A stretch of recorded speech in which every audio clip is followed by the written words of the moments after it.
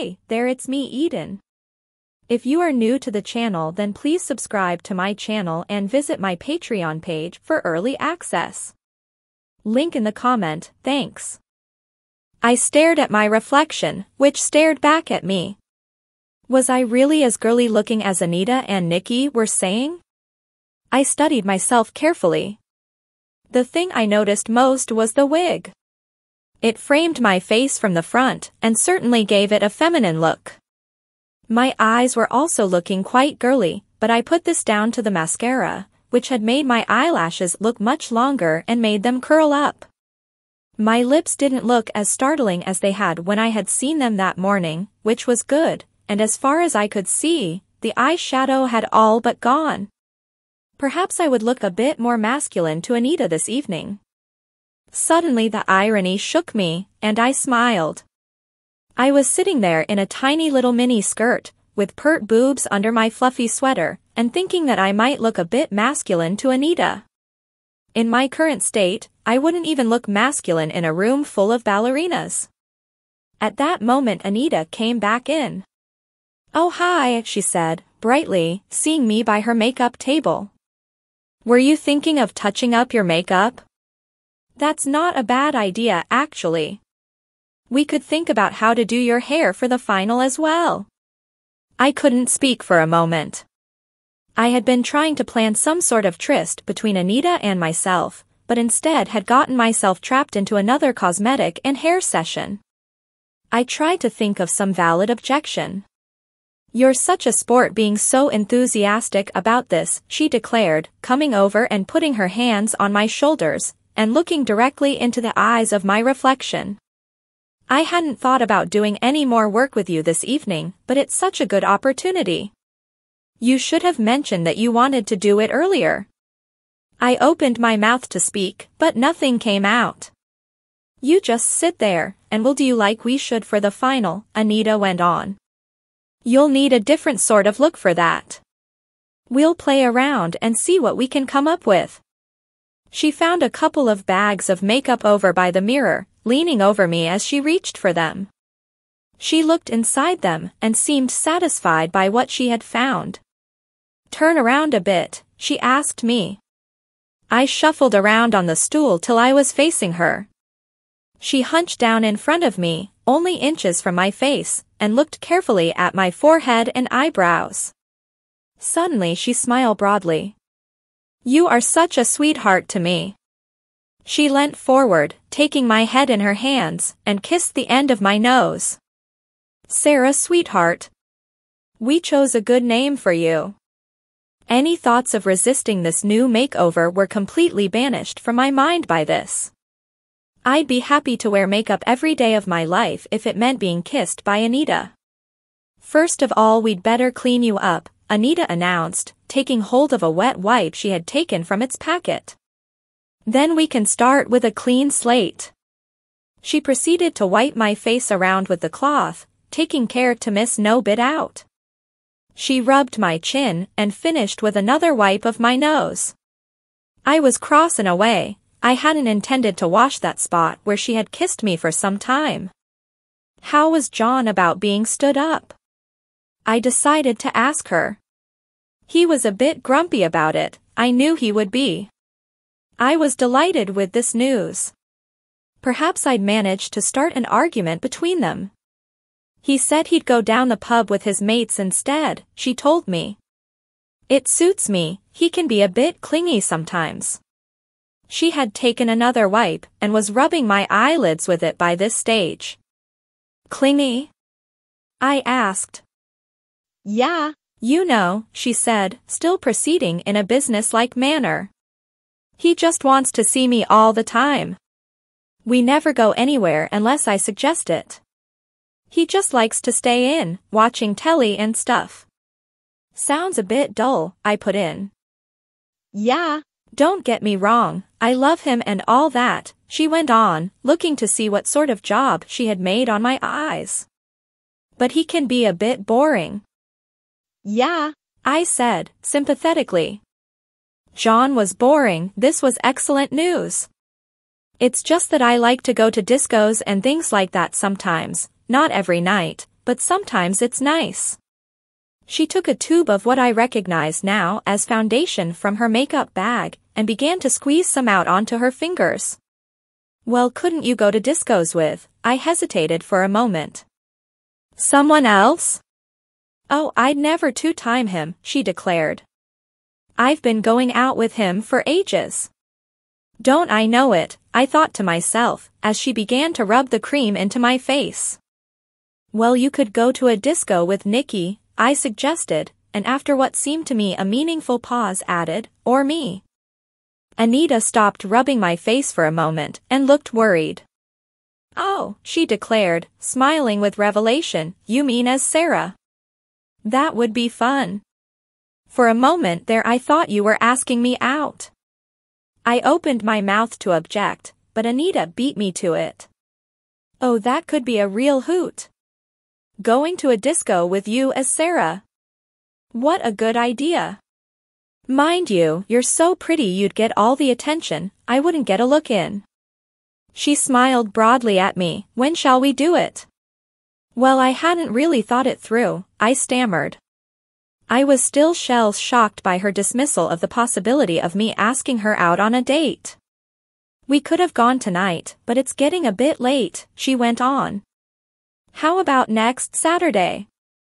There's always one on at the community center. Or if you're up for it, we could go into town.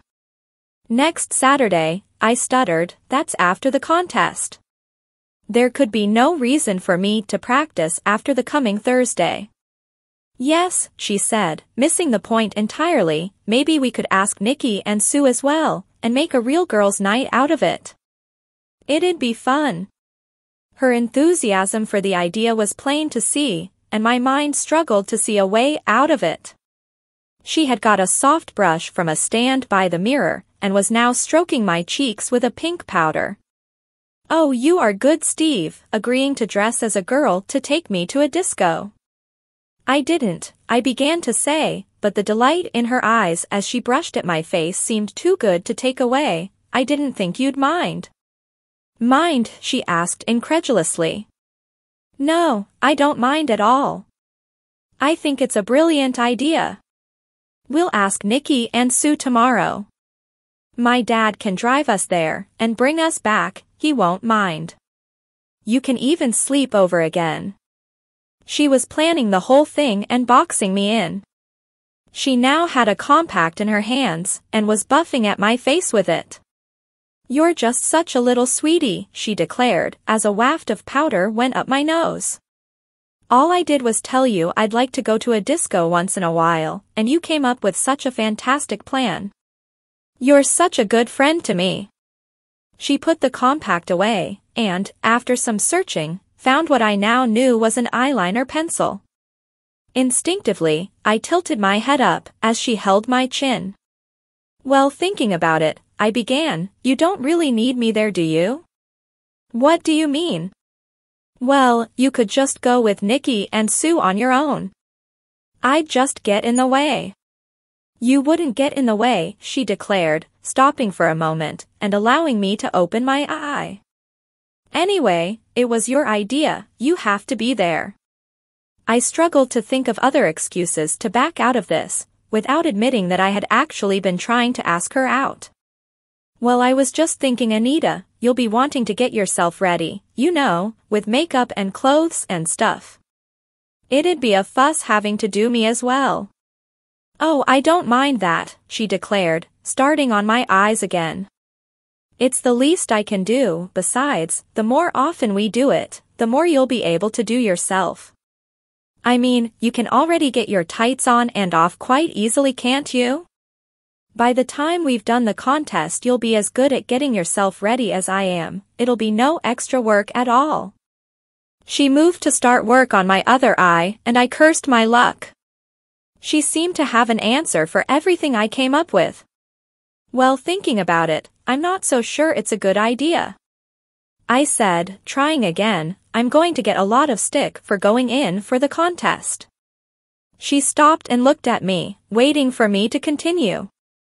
If people find out I'm going out on Saturday nights dressed as a girl, it'll be unbearable. She stood up at me and looked at me with an expression I could not fathom. "Steve," she said eventually, "you really ought to stop worrying about what other people think and start pleasing yourself." I looked back at her, baffled by her comment. "You thought it would be nice to go with me to a disco as Sarah, and now you're letting other people's opinions talk you out of it."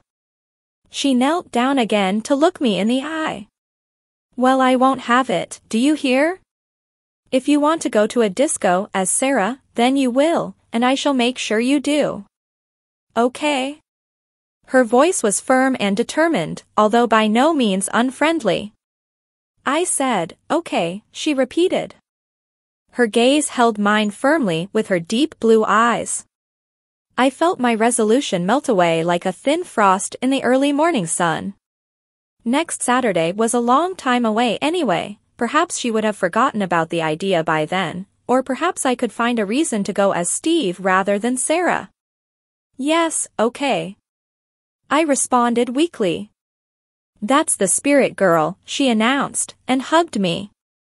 My arms lifted to her shoulders as she did so. I hardly noticed that she had called me a girl. She stood abruptly and picked up a huge box of different colored eyeshadows. She looked at them carefully. "It's a pity we didn't bring Tanya's dress round here. We need to think what color would suit it best." "It was a sort of peach color," I said, hoarsely. "Yes, I remember." My head was in a spin.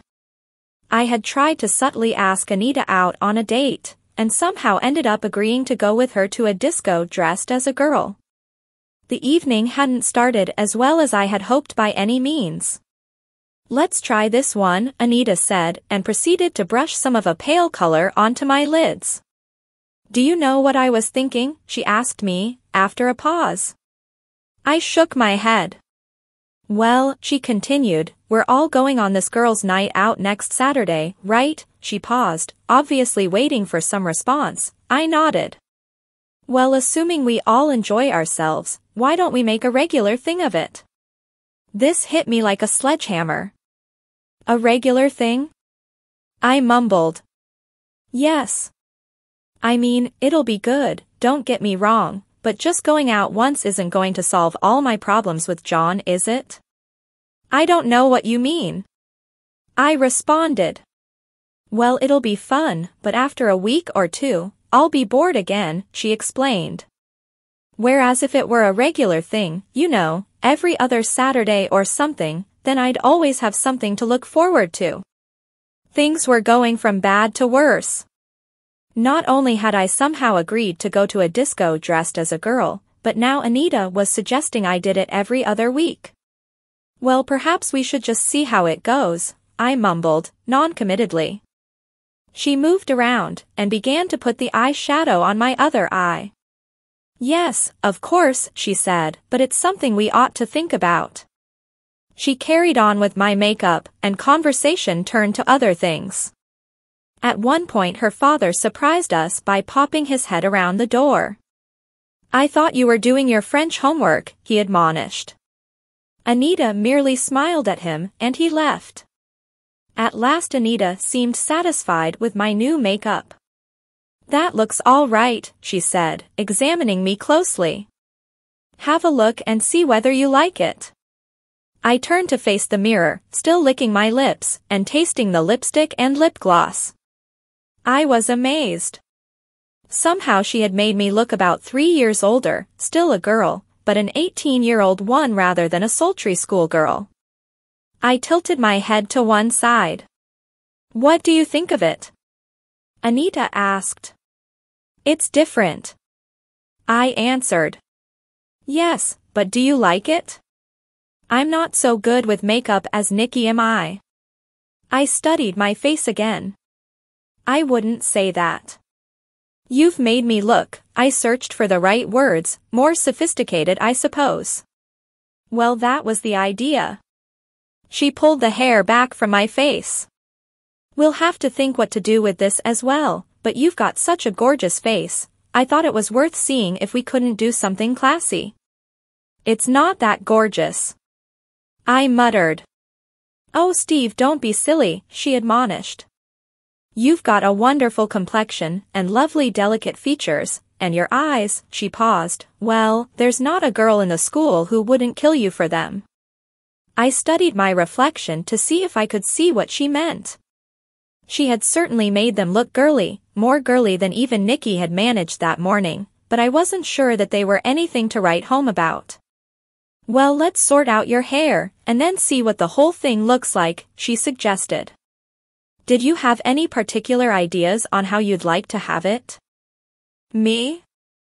I said, amazed at this consultation. No, not really. She played it through her fingers, thinking. We could sort of do it into a bun, she suggested, pulling it up at the back. Maybe with a few tendrils hanging down, that might look good. If you say so, I replied. Well, let's give it a try anyway.